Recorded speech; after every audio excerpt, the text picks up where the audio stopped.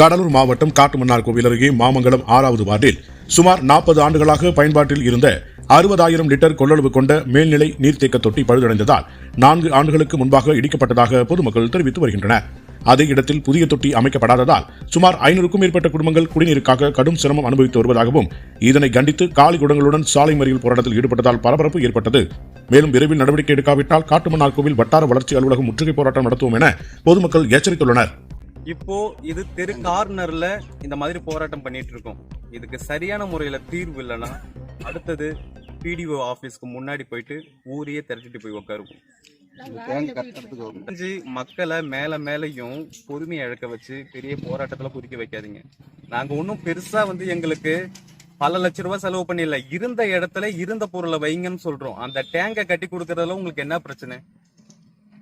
எங்களுடைய கோரிக்கையை எங்க போய் கொண்டு சேர்க்க முடியுமோ அங்க சேர்த்து அதிகாரிகிட்ட இருந்து எங்களுக்கு பொறுப்பா வாங்கித்தாங்கன்னு சொல்றோம்.